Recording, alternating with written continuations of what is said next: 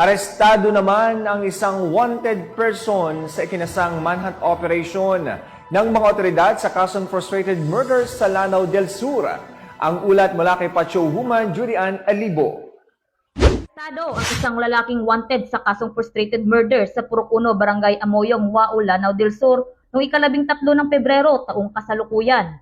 Kinilala ni Police Major Neville J. Salem, Chief of Police ng Wao MPS ang suspect na si alias Japet, 45 anyos, isang magsasaka na residente ng nasabing lugar. Ayon kay Police Major Salem, magandang umaga po sa inyong lahat. I am Police Major Neville G. Salim, ang kasalukuyang Chief of Police ng Wao Municipal Police Station, Lanao del Sur, PPO, Probar. Ang amin pong practice dito, pag may mga kaso na sinasampa, ay agad naming pinapasubaybayan sa mga Intel Operative or Tracker Team namin upang ma-maintain namin ang monitoring sa kanyang galawan at location. At pag dumating na po yung warrant of arrest, ay madali na namin itong masiserve at mahuli.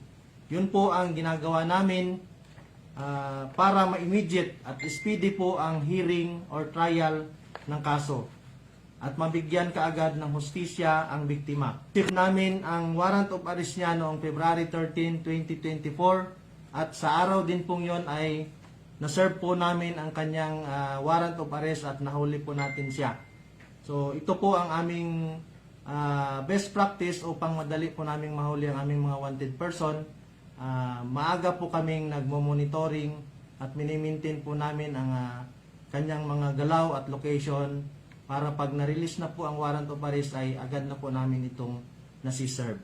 naging matagumpay ang pagkakaaresto sa suspect dahil sa pinagsanib na puwersa ng WAO MPS, katuwang ang Provincial Drug Enforcement Unit, Provincial Special Operation Group, 3rd Platoon 1st Provincial Mobile Force Company Lanao del Sur, Police Provincial Office, sa bisa ng warrant of arrest sa kasong frustrated murder na inisyo ni Honorable Wilfredo Gutang Bebera Jr., Acting Presiding Judge, 12 Judicial Region, Branch 26, Wao, Lanao del Sur, noong Pebrero 7 taong kasalukuyan, na may inirekomendang piyansang 200,000 pesos. Ang naarestong suspect ay kasalukuyang nasa kustodiya na ng Wao MPS para sa dokumentasyon at tamang disposisyon. Mula rito sa rehiyon ng Bangsamoro, ako ang inyong PNN correspondent, Patrolwoman Julian Alibo, alagad ng batas, tagataguyod ng Balitang Pulis. Maraming salamat, Patrolwoman Alibo.